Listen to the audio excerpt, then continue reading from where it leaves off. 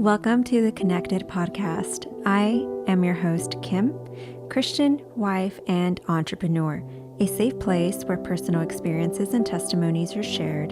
This podcast was placed in my heart by God to share my untold stories that have brought healing in several areas of my life where God has used that ugly for beauty. I'm here to bring awareness and light to hopefully help and encourage someone. There is purpose, and God is always with you.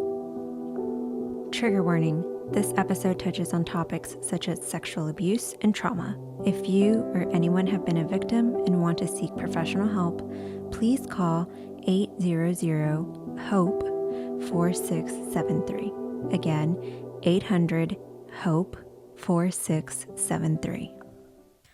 Hi, everyone. Welcome to the podcast. This is episode 2 of Connected Podcast. And today's topic, I will warn you,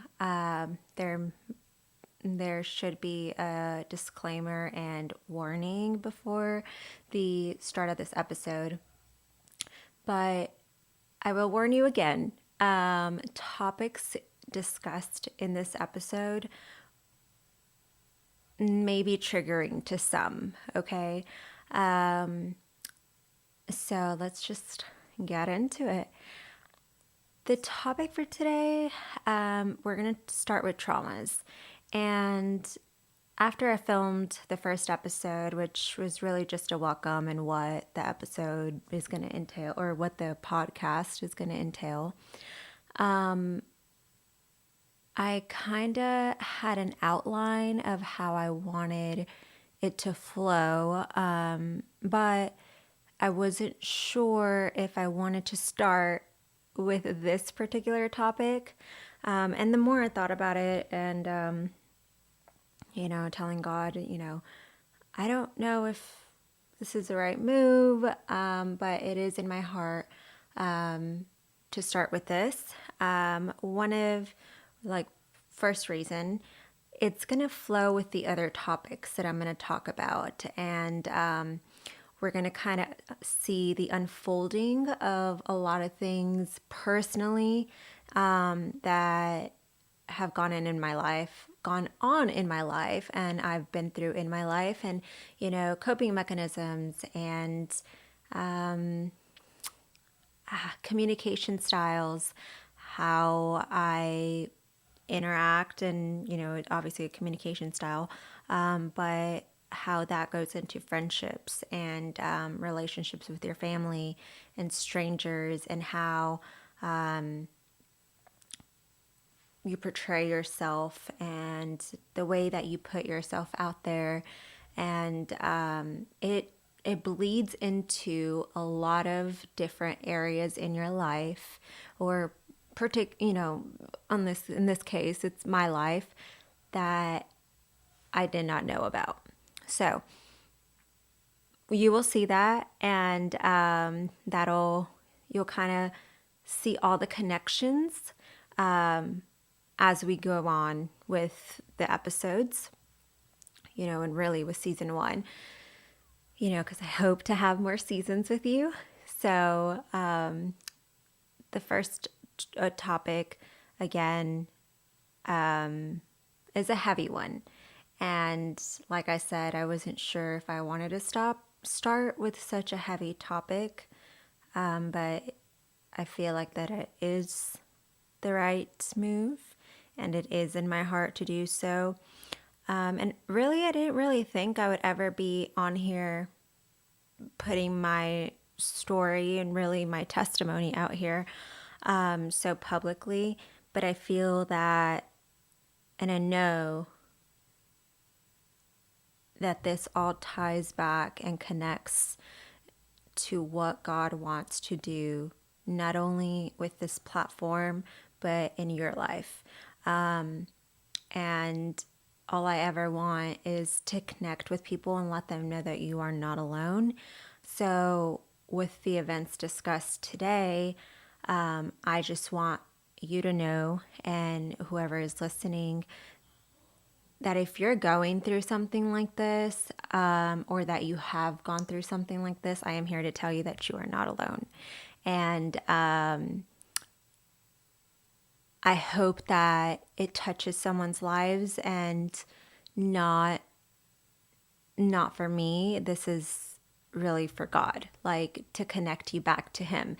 So I feel like that's the whole reason, like I mentioned in the first episode of this podcast, is to connect you and connect you to God, because it's God.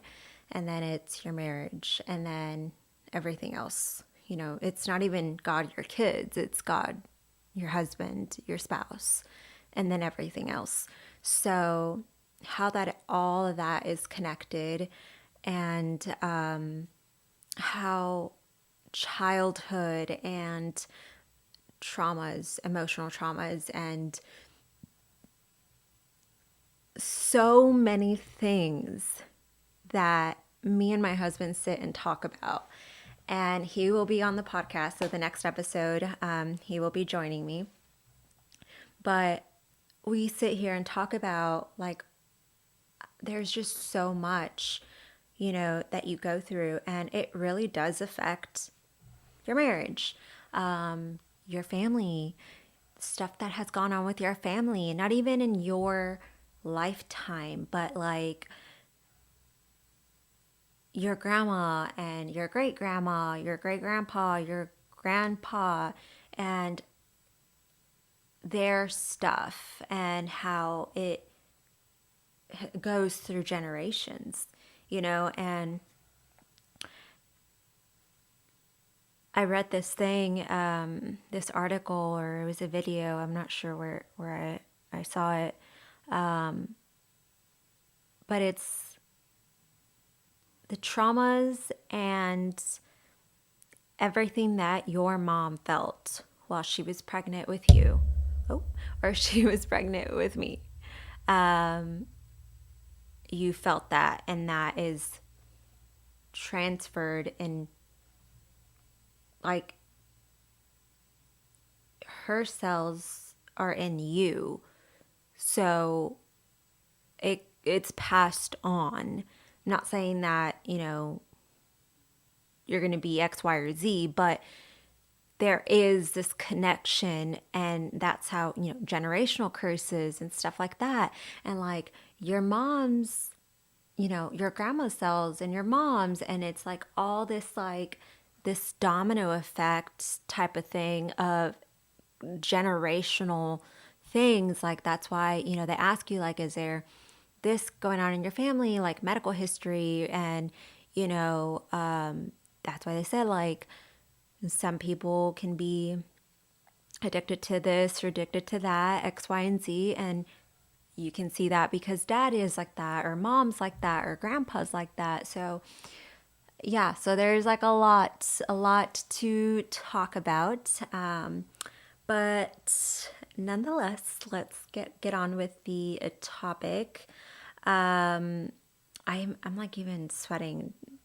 I don't, just talking about this topic because it is so heavy, and it's really, I don't want to say that it's molded me, but I guess it's really affected me and how I grew up and how I perceived things and how I understood things and how confused, and how it's really affected me even now into my adulthood. Like, and I didn't really put that together until I got married.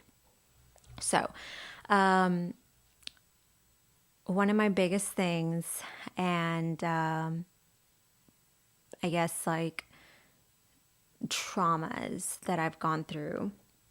And I remember we went on a ski trip, and I was talking to some family members about starting the podcast and traumas like that. And she asked me, well, what's one of your traumas? And I don't even remember what I said. I think something with like, your families or parents disregarding emotions and not being emotionally available, but which is one of them, and which we will touch on. But the big one that I really wanted to talk about, I didn't want to say because it wasn't the time or place, is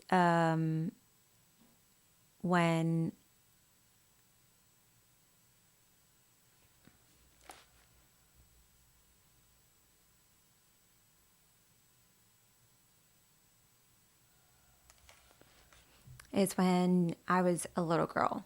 So let's go back to Kim being 6 years old.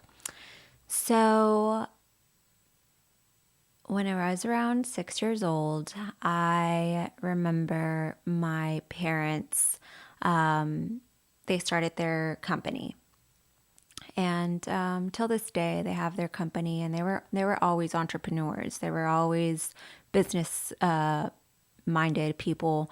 And I remember they started, and I'm the oldest child. So I remember they started their company, and they had an office in our home, and they were always gone. You know, when you start a company, if you own one, if you started one, if you had one in the past, you know how that is. And I know it not only because of my family, but I also own my own business. So there's so much time and effort and long hours and days and nights that go into it. So that's what I remember as a young girl. I didn't really have my parents, home 24/7 where I got home and my mom is cooking dinner or cooking whatever.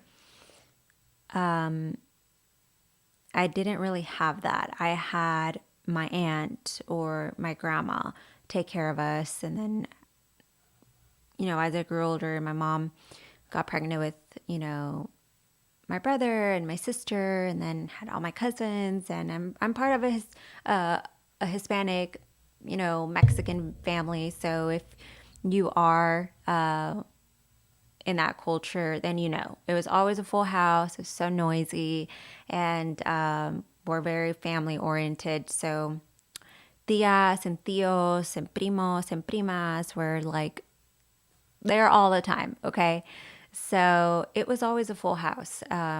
If there was no noise or something wrong, type of thing.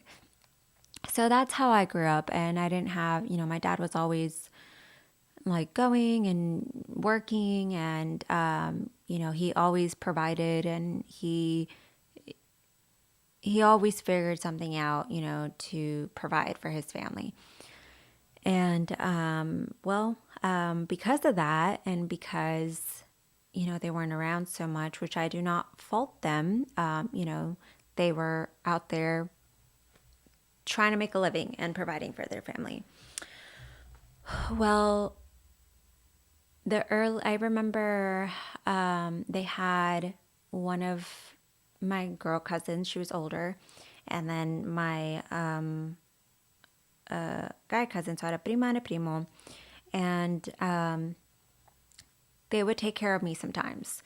So I remember, which it's kind of difficult to go back to this because I've blocked a lot of it out of my head.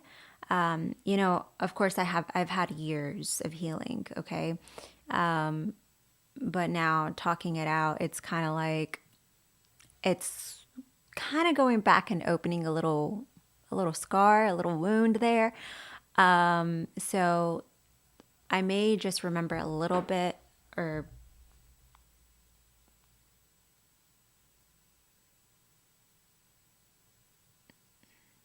I may just like, I don't know. It may be a little difficult here. But they would watch me, and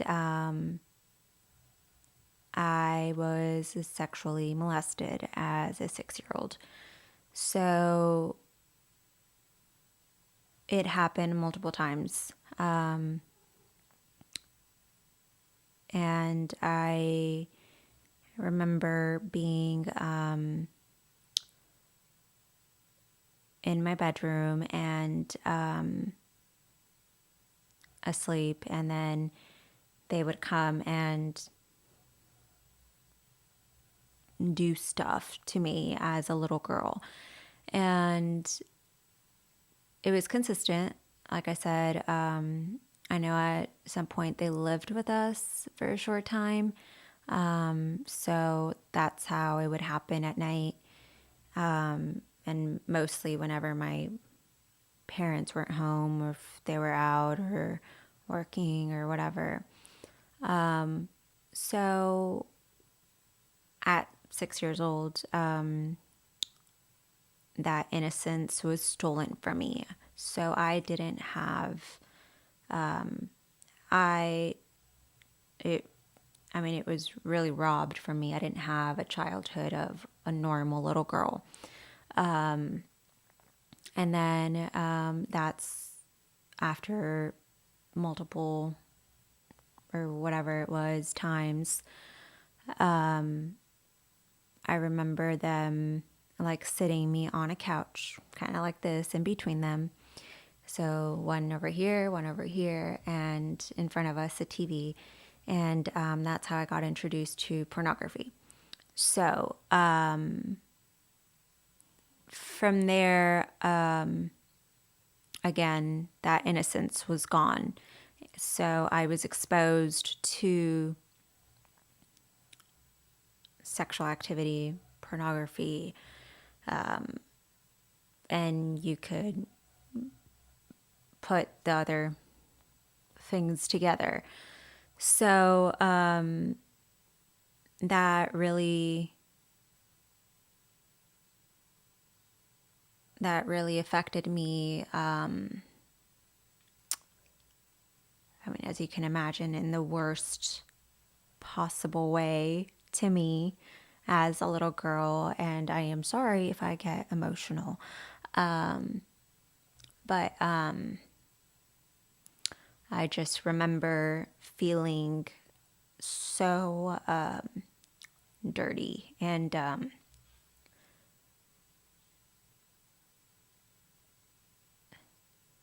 so like unforgivable from the things that I would do because of the exposure as such a little girl. You know, I would pray, and then like I would feel like God would punish me because I was so dirty and so filthy, and I was corrupted, and I wasn't like normal little girls and in my class. And I don't remember specific, like I don't visually remember. I don't have that memory in my head. But I feel like I have glimpses, but I feel like, again, I've blocked out a lot. My family would tell me, or my mom and dad would tell me, because they would get called a lot to the school in elementary school.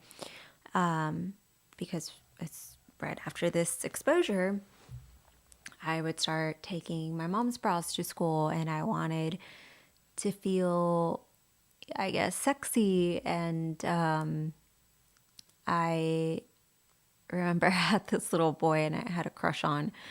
And I guess I don't even know the full details, actually. Like, I don't know if I was like kissing him, or I wanted to kiss him, or I would hold hands, or, they would catch me with like bras and stuff like that. But I remember this one specific boy, and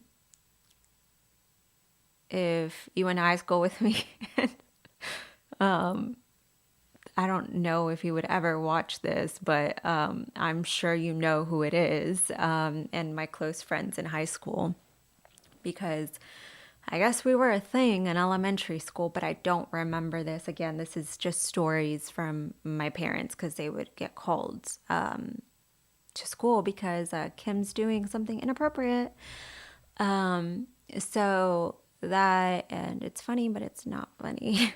That's how you could tell that there was something wrong with me. And yeah, from there, I never told my parents. First, I'm a little girl. I don't know how to say that. And I didn't know if it was wrong at the time. The feelings of being dirty and all that came after. But in the moment, I didn't know that this was wrong. Like I'm a little girl. I'm not developed in my brain. So I never told my parents. When I got to the age and realized, you're not supposed to do this, you're not supposed to talk about this, or touch that, or touch this, or whatever, then, I knew like, oh, that wasn't right. And I remember my mom talking a little bit about, don't let anyone do this to you, or blah, blah, blah. So I knew. And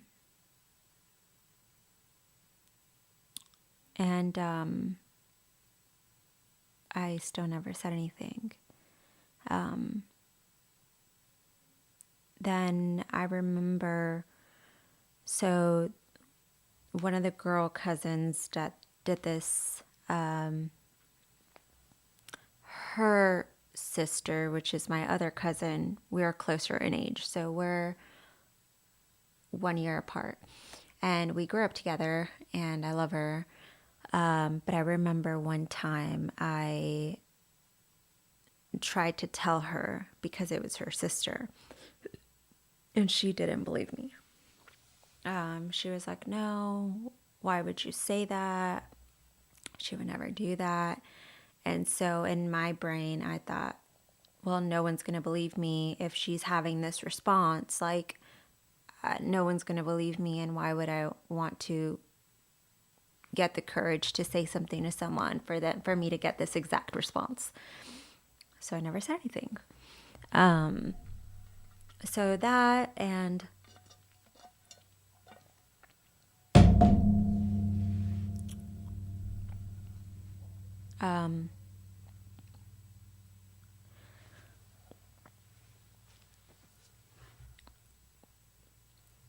after that,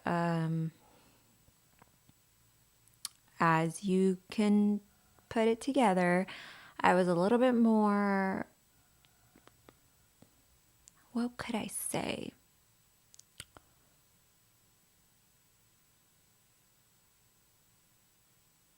I guess aware. Active, but not active. Like that's when I got introduced to masturbation, basically. Like, let me just be super clear about and not dance around this question. It's just, that's, when I would do that, I would feel guilty and all this stuff. So I carried out I wouldn't say I was addicted to it, because I don't have an addictive personality. I just, because I was introduced and aware to that, I had this like obvious like want to do this. So the watching of pornography was pretty, there, like present throughout. I mean, basically since I got introduced to it. And I constantly felt guilty, because that's not what God wants you to do. And it's not right, and it's not appropriate. And I just always felt dirty and guilty and all those things. So because of that, and knowing how I was already acting this way as in kinder, with this one little boy, and then I was pretty aware growing up, whatever. I liked the attention from boys. Just gonna be honest, I did. And looking back, and even in those moments, I did not like that about myself, but I didn't know how to stop this like feeling and attention seeking, which also stems from other things, but this is one of the reasons, which the other reasons we will talk about in a different episode because that ties into that. But for today, this is one of the reasons why and how I liked this attention.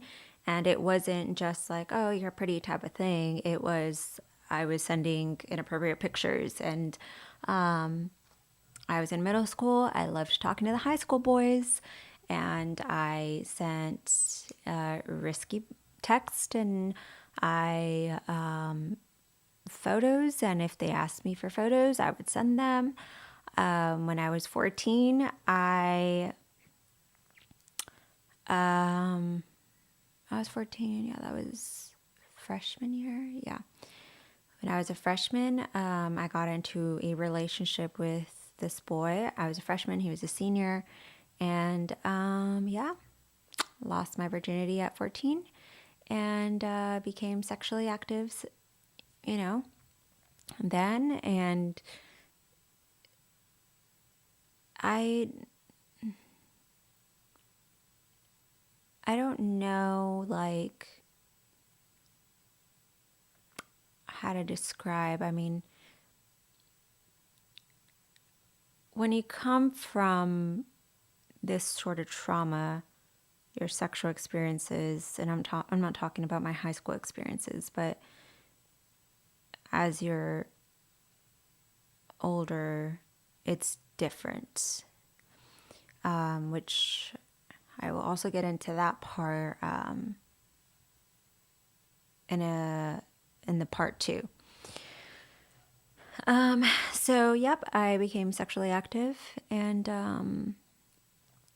when I was 14, but after that, the next year, it was that summer going to sophomore year, because I remember I had my quinceañera, and then we broke up, that boyfriend, which, by the way, he's an adult and I'm a minor at that time, so that's another story. All right. Anyways, we broke up. That summer going into my sophomore year, I visited a church and I got saved. And I changed my life around completely. All these feelings of feeling like no one's going to want me, no one's going to love me, I'm so damaged, and all these things filled with Christ. And then from there, I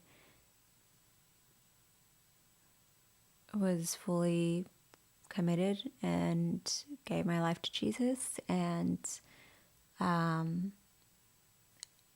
I really did change for the best.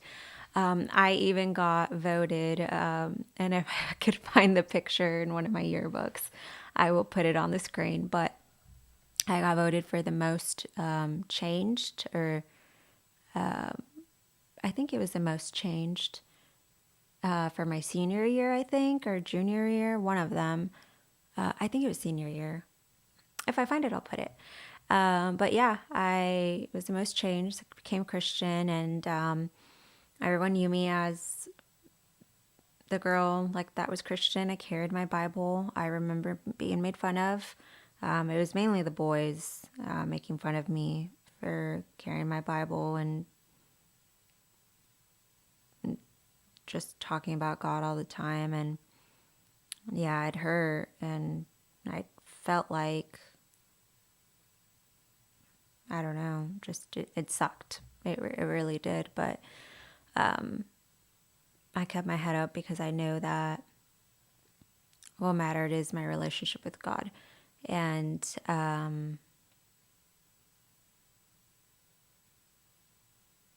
from there, I didn't date anyone. And I've always been a hopeless romantic. I love love. And I'm sure every little girl,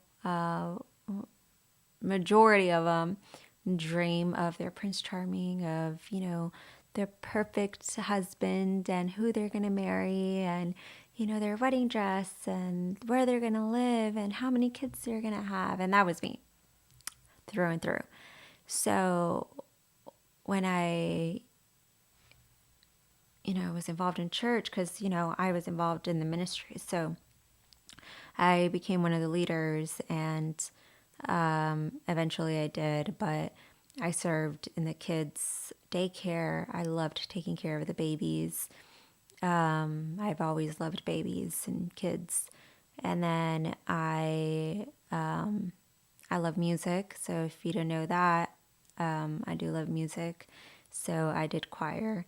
And then I'm not the best at it at all. I just, have a passion for it.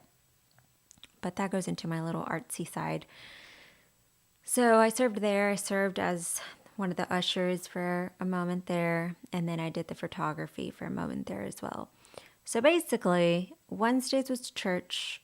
And then Fridays was youth night. Saturdays, I would go in the morning to do the choir or any other practice or anything like that we had.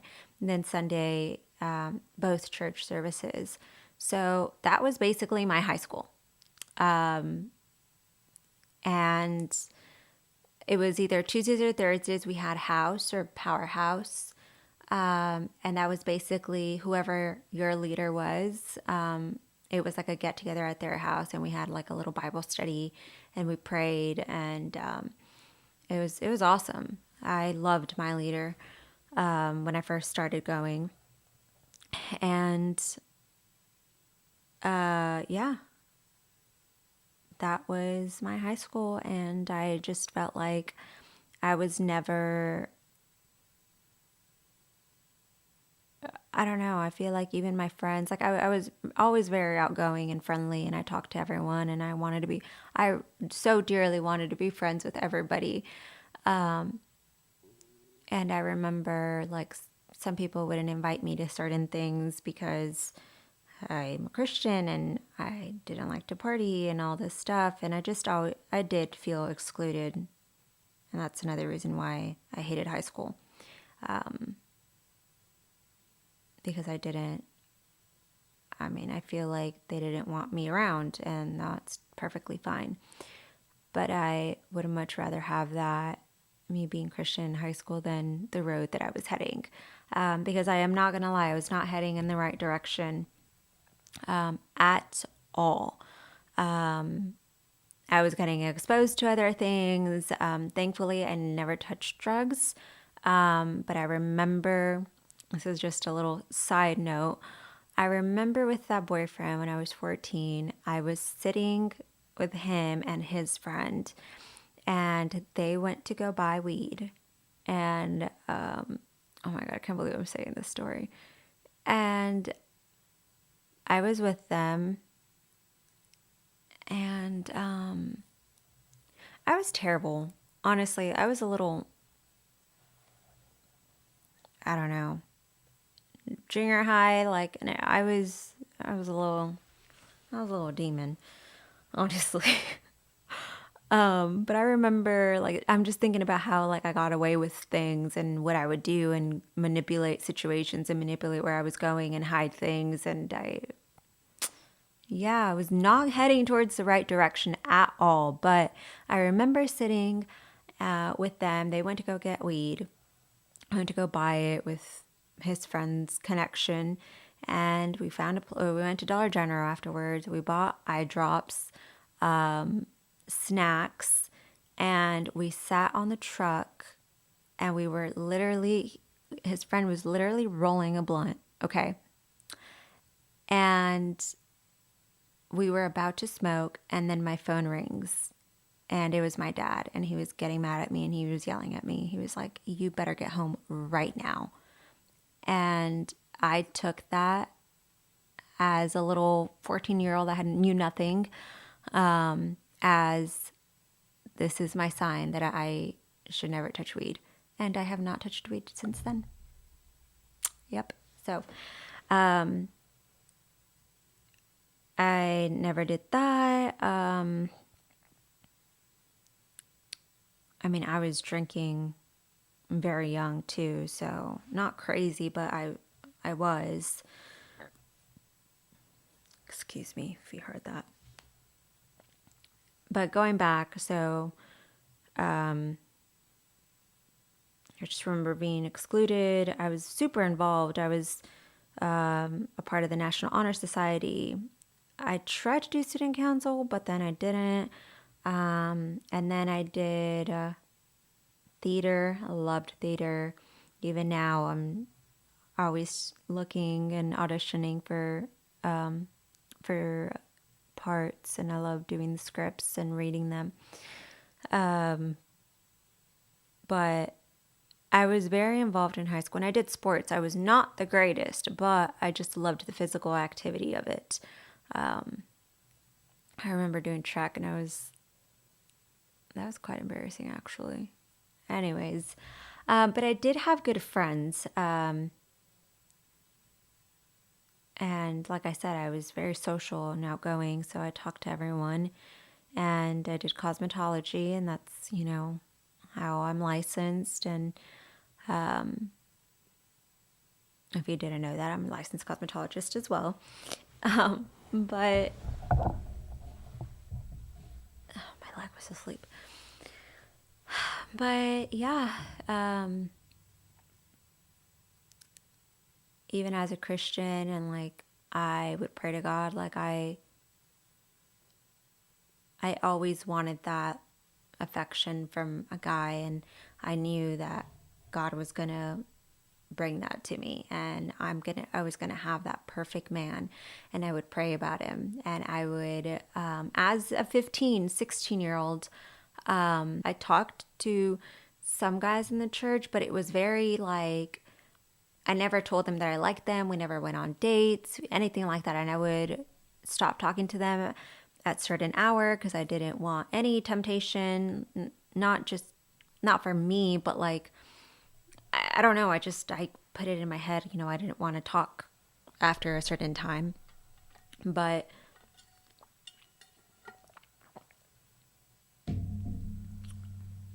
point is, I'm a girl that likes to be in a relationship, and I wanted to be happy and in love.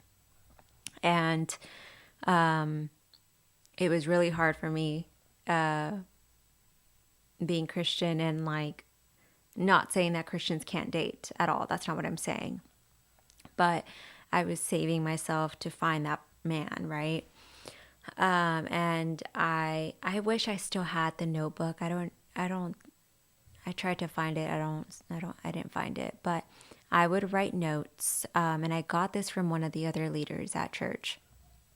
I would write notes to my husband, letters, because I heard this leader and her husband, she told me that she would write letters to her future husband. And when she met her husband, she gave them to him and read them to him at their wedding. And I thought that was the most precious thing. So I started doing that. And I think I wrote like 2 or 3. But I remember specifically, I've always been attracted, okay? And just let me preface this. I've always been attracted to white guys, and just colored eyes. I've always had a thing for colored eyes, not just on men. Like, I think, women are beautiful in general, and like, I'm a girl's girl. But I love colored eyes. Like, when a girl has colored eyes, I'm like, oh my God. Because I have brown eyes, okay? So when you have colored eyes, like, I think they're just gorgeous because I wish I had them. So I remember writing this letter to my future husband and just saying like how I'm praying for him, and you know, I don't like what I was doing that day and where I'm at, and how my life is at this point and all this stuff, right?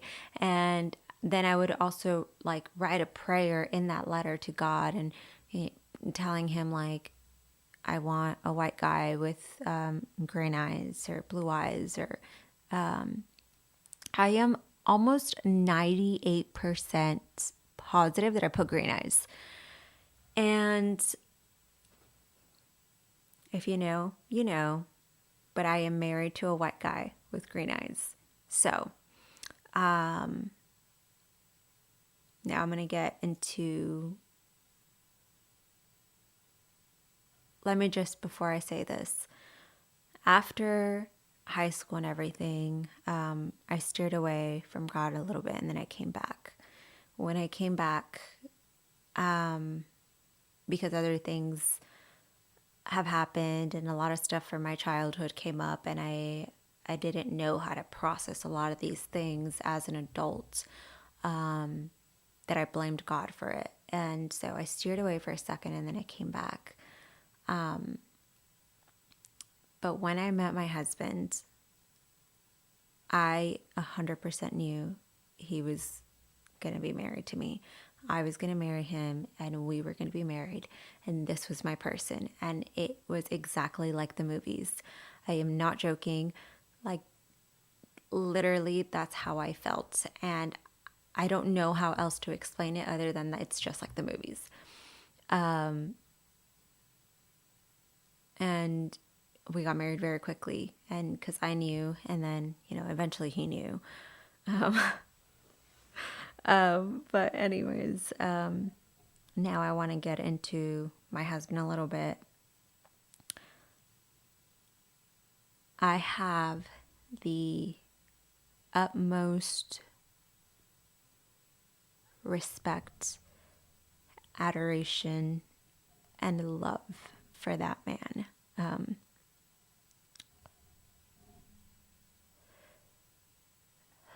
In my marriage with him, which we will talk about more, but all these things that have happened in my childhood, which the big one was this sexual trauma, he has been nothing but a big part of my healing. And all those moments that I felt like I would never like find a love and someone that'll accept me with all my baggage and all my darkness, I found. And that was literally God's prayer answered, because I would pray all the time. And I felt like God didn't love me for a long time. And I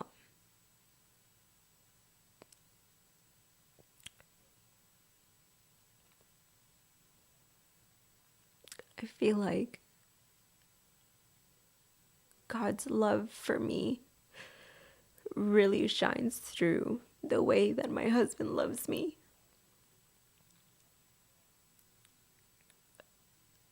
He put that man and perfectly like crafted him for me, and I just cannot say like how thankful and how grateful I am to God for this man, because that man has healed my inner child more than he will ever know, more than anyone will know.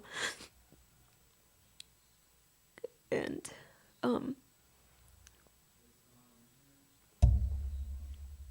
I really do see how God's love through him. and just in so many areas in my life.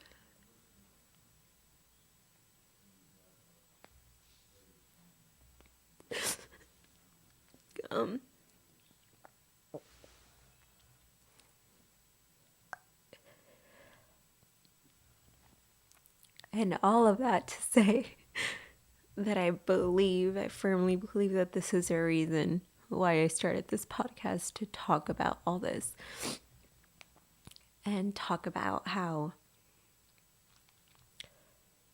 because of my marriage to him, I have seen how a marriage should be. I'm not saying that our marriage is perfect. God, I have done some things that I am not proud of. We are not perfect at all, but I am saying at the end of the day, we come back together and we are always trying to honor God. And we're always trying to put God in the middle and put God first, no matter what, in everything that we do. And that man wakes up every day and prays every day, prays every night, like is constantly in prayer and constantly in the Word, and is reassuring me, showing me affection, giving me words of affirmation, just everything that I have missed as a kid, the emotional absence that I had as a kid, because I felt like I was just something like that. I just needed to provide something for others and not, I just feel like my feelings were never heard. This man does that. I will get into more of that. And because we'll talk about marriage, we'll talk about communication styles in marriage. And I am not lying. I am really going to call myself out, okay? But yeah, so part 2, we will be talking about how it's affected, this sexual trauma has affected another side of me, and that's me as a wife in our marriage. So stay tuned for next week. And